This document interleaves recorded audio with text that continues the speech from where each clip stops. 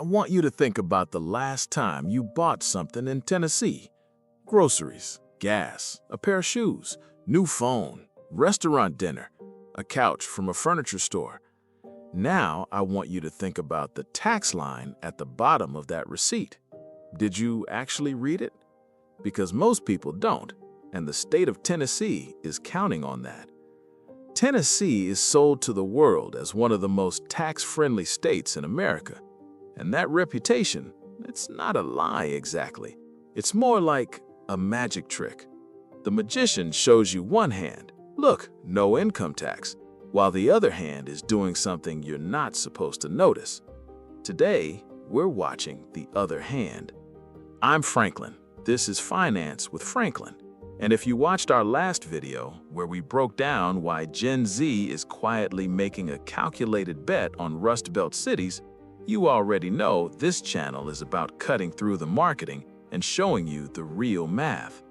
Today's real math is going to make some of y'all genuinely uncomfortable, especially if you move to Tennessee specifically to save money on taxes. Because the Tennessee tax is real. It's hidden in plain sight. And by the end of this video, you are never going to look at a checkout receipt the same way again. All right, let's be fair about Tennessee because this channel doesn't do cheap shots. The no income tax thing is real. Tennessee has zero state income tax on wages. None. For someone coming from California, where the top state income tax rate hits 13.3%, or New York at 10.9%, or Illinois at 4.95%, moving to Tennessee feels like a raise, a big one. And Nashville has genuinely exploded. It's one of the fastest growing metros in the entire country. Memphis, we covered last video as a genuine wealth building opportunity. Knoxville, which topped our 100K cities list, is still affordable and growing. The job market is real, the lifestyle is real, the no income tax benefit is real. So what's the problem?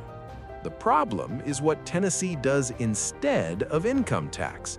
Because states don't just let revenue go, they get it somewhere. And Tennessee found somewhere that's incredibly effective, precisely because most people never stop to add it up.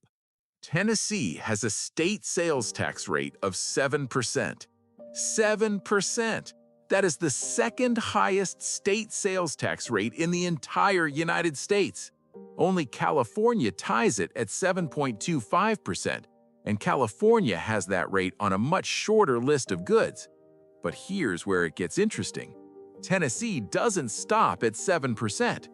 Counties and cities in Tennessee are allowed to add their own local sales tax on top of the state rate, and they do, every single one of them. Davidson County, that's Nashville, adds 2.25%. Shelby County, Memphis, adds 2.25%. Knox County, Knoxville, adds 2.25%. So, the effective sales tax rate in Tennessee's three biggest cities? 9.25%. 9.25. That is the highest combined sales tax rate of any major metro in the United States. Higher than Chicago, higher than Los Angeles, higher than New York City. Now, 9.25% on a dinner out doesn't sound catastrophic. 9.25% on a new laptop hurts a little more. 9.25% on a used car, now we're talking real money. Here's the annual math that nobody runs. The average American household spends about $72,000 a year. Of that, roughly $40,000 is spent on taxable goods and services. Things like groceries, clothing, household items, electronics, dining, personal care. At 9.25% sales tax on $40,000 of spending, that's $3,700 a year, every year, going to the state and county on top of everything else. But here's the part that should really get your attention. Tennessee taxes groceries.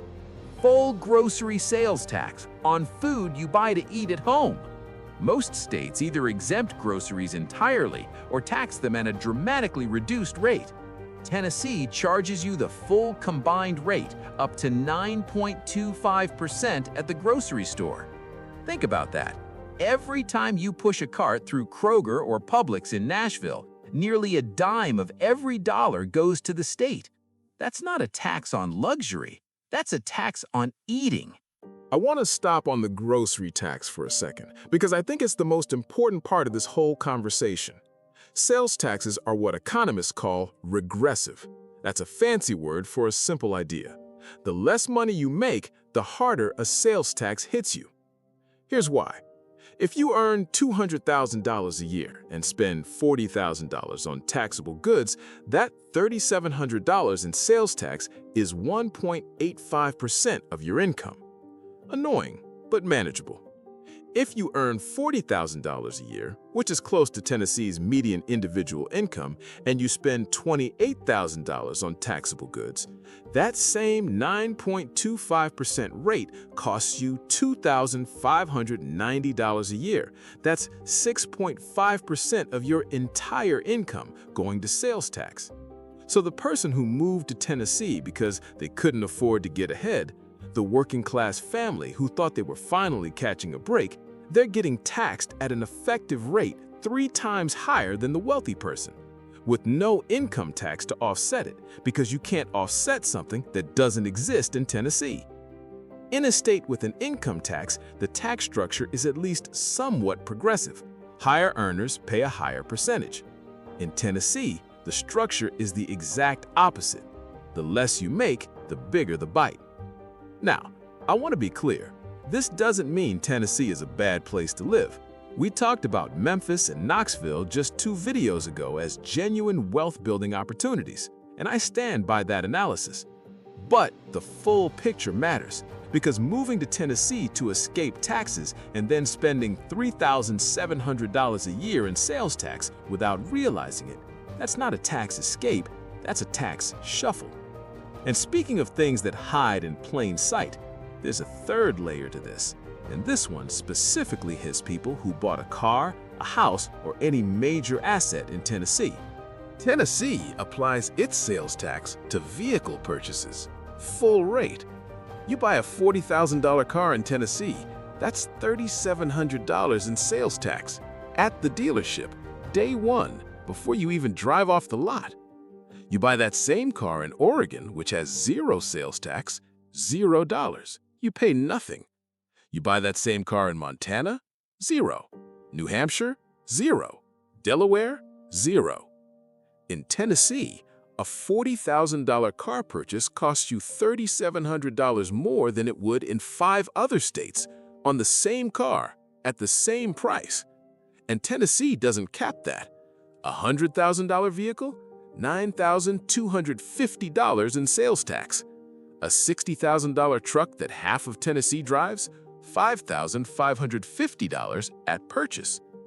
These aren't small numbers, and they hit at the exact moment when you're already stretched, the day you're making a major purchase. And here's the layer on top of the layer. If you move to Tennessee from another state and bring your car with you, Tennessee charges you a use tax when you register it. If you bought that car for $35,000 in, say, Illinois, and you already paid Illinois sales tax on it, Tennessee still wants a cut. They'll credit what you paid in Illinois, but if that rate was lower than Tennessee's, you pay the difference. Moving to Tennessee to save money and then getting hit with a use tax on your own car that you already paid tax on in another state. That is the Tennessee tax experience in one sentence. Now, is this unique to Tennessee? No. A lot of states do some version of this. But Tennessee's combination, the second highest state sales tax rate, full taxation on groceries, full taxation on vehicles, and the highest combined rate in any major metro, makes it one of the most aggressive sales tax environments in the country. Hidden under the cleanest possible marketing, no income tax. 3 words, that's all it takes. And the rest never makes it into the brochure. All right, let's run the full 10-year math for a median Tennessee household. We said $3,700 a year in sales tax on everyday spending. Let's say you buy 1 new vehicle during that decade. Average transaction price of $48,000. That's $4,440 at purchase. Let's say you make 2 significant household purchases over 10 years, appliances, furniture, electronics, averaging $8,000 total. That's another $740 in sales tax.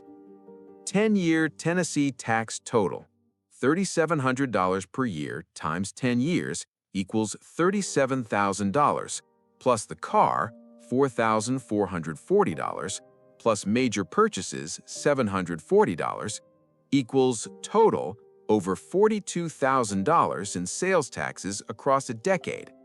Now, if that $42,000 had instead been invested in a basic index fund at 7% average annual return, it would be worth over $61,000 at the end of that decade. $61,000 gone, not to income tax, which most people budget for and understand, but to a tax that hits you $14 at a time at the grocery store, at the gas pump, at the dealership. A tax that never sends you a bill because it collects itself silently, one receipt at a time. I'm not telling you not to move to Tennessee. What I am telling you is, run the full math. No income tax is not the whole sentence. It's the first clause. The rest of the sentence is on every receipt you'll ever get in that state. Okay, I need the comments section on this one because I genuinely think this topic is going to split people. First, if you live in Tennessee right now, have you ever actually added up what you pay in sales tax over a year? Most people haven't. Go check your bank statements or your receipts from the last 3 months. Do the math, then come back and tell me what your number actually is. I want to know. Second, if you moved to Tennessee to escape high taxes, did you know about the sales tax situation before you moved, or did you find out after? No judgment. This is exactly the kind of thing that doesn't make it into the relocation guides. Be honest in the comments. Third, and this is the big one, if you know someone who's planning a move to Tennessee, a friend who's been talking about Nashville or Knoxville and how great the tax situation is, send them this video. Not to talk them out of it, but so they go in with the full picture. That's not fear-mongering. That's just being a real friend. And if this video genuinely taught you something you didn't know, hit the like button. It's free, it takes 1 second, and it tells YouTube that this kind of research is worth putting in front of more people. Here's the thing about the Tennessee tax. It's not a scandal. It's not a conspiracy. It's just math that nobody bothered to show you.